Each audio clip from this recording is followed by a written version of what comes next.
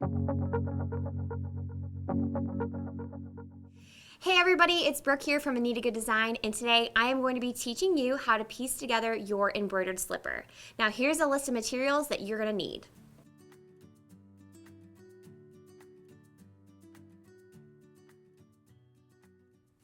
We are starting with the top file in our design, and we are running our first machine step, which will be the placement stitch.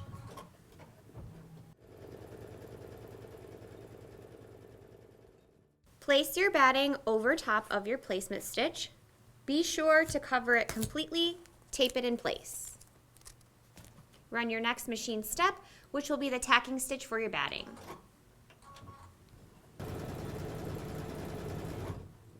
Using a pair of sharp curved applique scissors, we're going to trim our excess batting close to the tacking stitch line. And now it is time to lay your base fabric over top of your batting. Be sure to leave room for seam allowance and secure in place with tape. And now it is time to place your water-soluble topper over top of your base fabric and tape in place.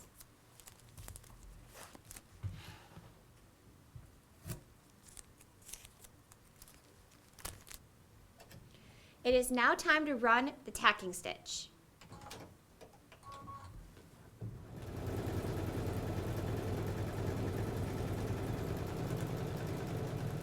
In order to have a clean finish within your slipper, we are going to go ahead and skip to our first embroidery step. This will ensure that our design does not go through our lining fabric. Now it is time to run your embroidery.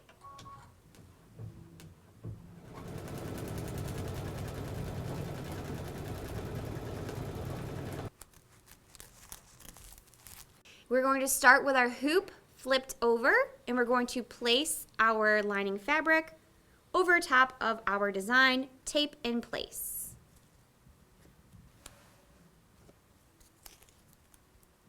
And now it is time to run the tacking stitch for your lining. And now it is time to trim your excess fabric and remove your water-soluble topper.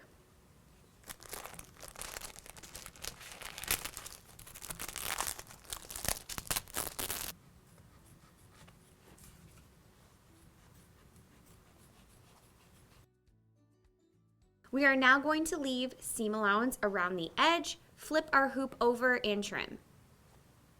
Now this minky material can be a bit messy when you're trimming, so you may want to use canned air or keep a trash can nearby. And now it is time to run your satin stitch.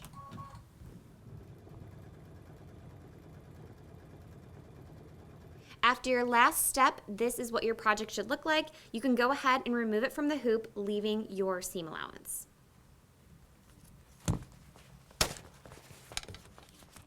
And now that we are ready for our second hooping, you can go ahead and load your design EP sole, and we will begin stitching out the sole for our slipper.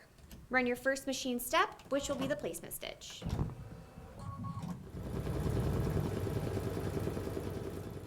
Lay your non-slip sole fabric over top of your design and tape in place.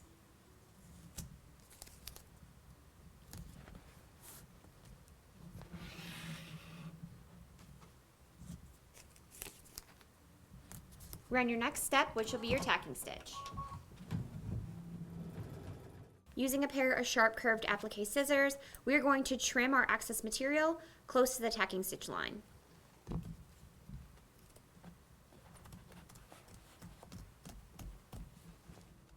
Run your next machine step, which will be the placement stitch for your batting. Lay your batting over top of your design. Be sure to cover it completely.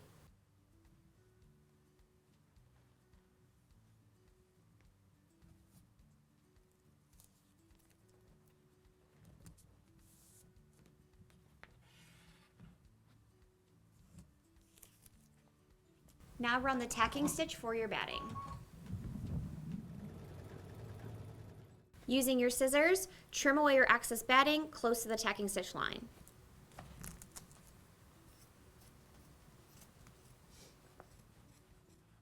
Now it is time to lay your base fabric over top of your design. Be sure to cover it completely, leaving room for a future seam allowance and tape in place.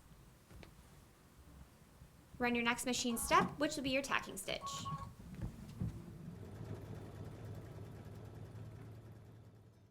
Now it is time to align the notches on the sole of your slipper with your slipper cap. Once you've aligned your notches, you can then align the edges. Pin in place.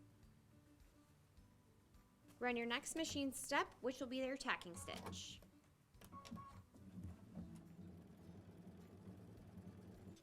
Using a pair of sharp scissors, it is now time to trim your excess fabric and remove your pins.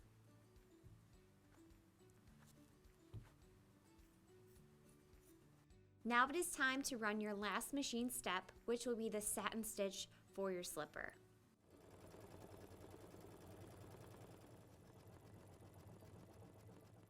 And now that our design is finished, we can remove it from the hoop.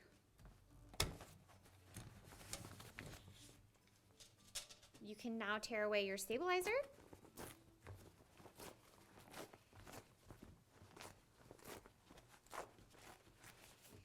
Now it's important to remember that minky fabric is a little bit fray, it's a little bit extra.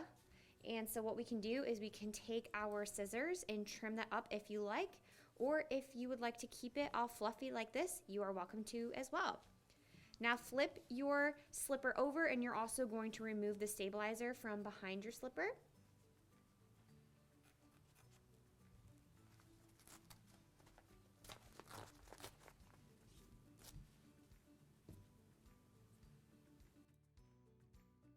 And now your slipper is complete.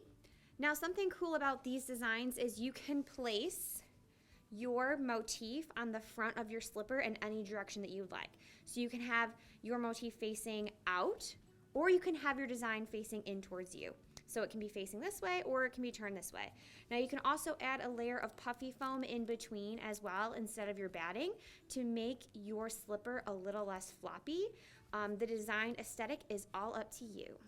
I hope you all enjoyed this embroidered slippers tutorial with me today. Don't forget to like and subscribe to our YouTube channel, and we'll see you next time.